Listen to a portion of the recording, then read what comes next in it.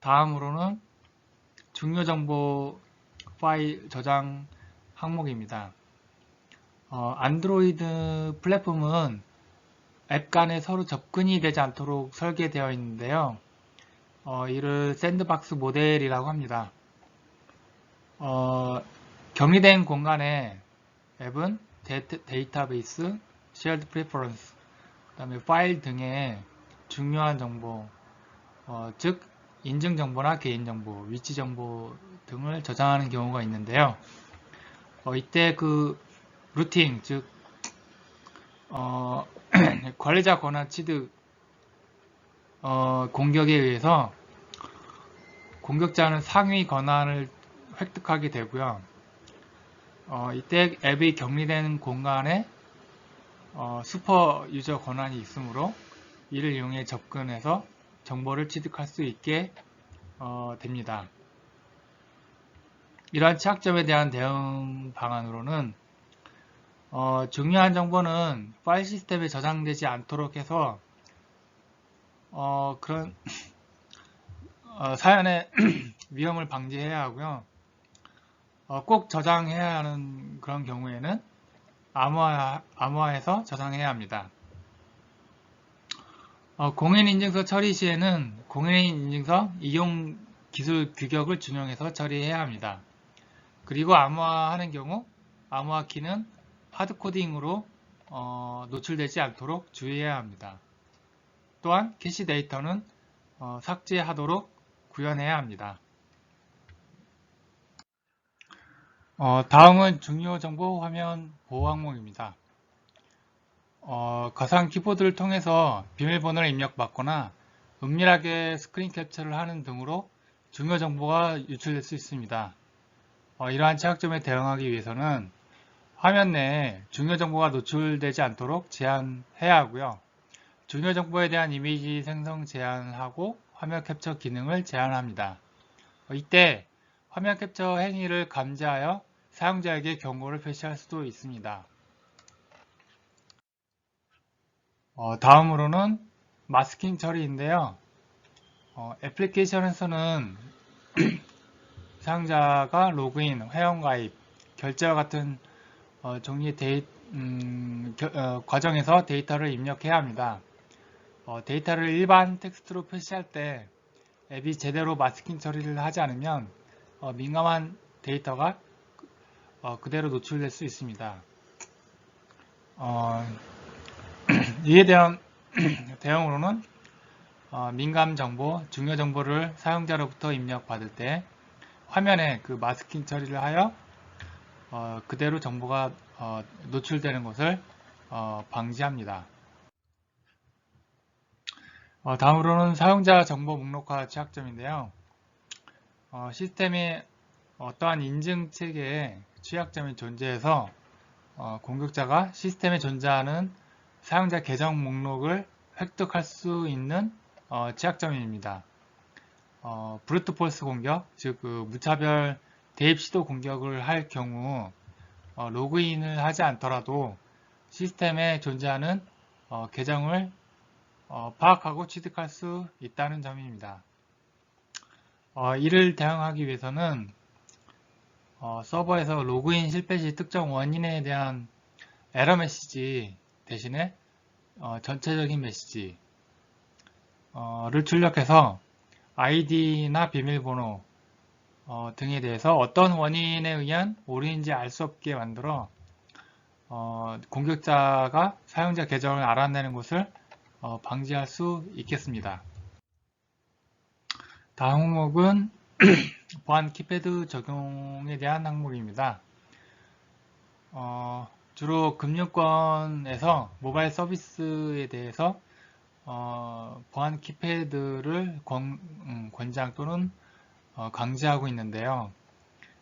멀웨어 등으로 스마트폰에 키 로고가 설치될 수 있는데 보안카드 비밀번호, 공인인증서 비밀번호 등을 사용자가 입력할 때 키 로고에 의해서 키보드 입력을 가로챌 수 있게 됩니다. 이때 그 보안 키패드 솔루션을 도입해서 적용한다면 키보드 입력 값을 암호화하거나 키 배치를 무작위로 다르게 셔플링해서 키보드 입력을 가로채는 행위를 방지할 수 있게 됩니다. 다음으로는 네트워크 보안 카테고리 항목입니다. 첫 번째로는 네트워크 구간 내 노출 방지 항목인데요. 와이파이 등으로 공용방에 접속되어 있는 경우에 공격자가 네트워크 스니핑 도구를 이용해서 통신 구간에 패킷을 가로채는 것이 가능하고요. 평문으로 전송되는 경우에는 그대로 정보가 공격자에게 노출될 수 있습니다. 특히나 그 금융권의 앱의 경우에는 거래 정보가 전송될 때 중요 정보가 노출될 수 있기 때문에 주의를 해야 합니다. 이에 대해서는 암호화 통신을 반드시 해야 하고요. 중요 정보가 전송되는 경우에 HTTPS 프로토콜 등으로 암호화 처리를 해야 합니다. 다음은 중간자 공격 방지 항목입니다. 중간자 공격은 Man in the Middle Attack이라고 흔히 부르고요. 클라이언트와 서버 사이에 패킷을 변조하는 방법으로서 중간 상의 위치에서 양쪽을 모두 속이는 방식으로 서버에게는 정상적인 사용자로 가장하는 공격이 되겠습니다. 이때 클라이언트와 서버 중간에 주고받는 패킷을 모두 수집이 가능하기 때문에 중요 정보 탈취 그리고 이 정보를 이용한 인증 우회 등이 가능하게 됩니다. 이에 대한 대응으로는 인증서의 인증서 고정, 즉 피닝을 이용해서 보안 공격을 줄이고 중간자 공격을 방지할 수 있습니다. 또한 신뢰할 수 인증서를 검증하는 것이 필요한데요.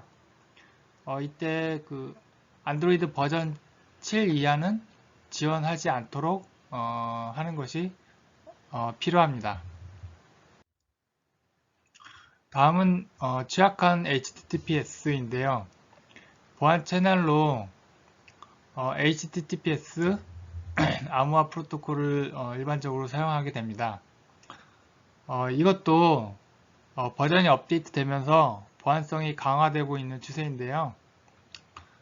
취약한 프로토콜 버전이나 암호 알고리즘을 사용하게 되면 공격에 취약할 수 있게 됩니다. 그러므로 TLS 1.0, 1.1 버전은 되도록이면 사용하지 않도록 하고요. 최소한 TLS 1.2 또는 1.3 버전으로 업그레이드해서 지원해야 하겠습니다. 다음으로는 불필요한 메소드 허용에 대한 항목인데 웹 서비스, REST API 등으로 이제 제공할 때요. 불필요한 메소드, 즉 put, delete, 옵션 등을 허용하면 공격자에 의한 악성 파일을 업로드하거나 중요 파일의 삭제가 가능하게 됩니다. 특히 로그인 페이지 등에서 리퀘스트를 수행할 때 제한된 메소드만 허용하도록 해야 합니다. 이에 대한 대응으로 웹서버 내에서 불필요한 메소드를 비활성화가 되도록 설정해야 하고요. 일관된 보안 정책을 반영해서 일관된 정책으로 인한 공격자가 네트워크 구성 등의 정보를 수집할 수 있는 기회를 차단해야 할 것입니다.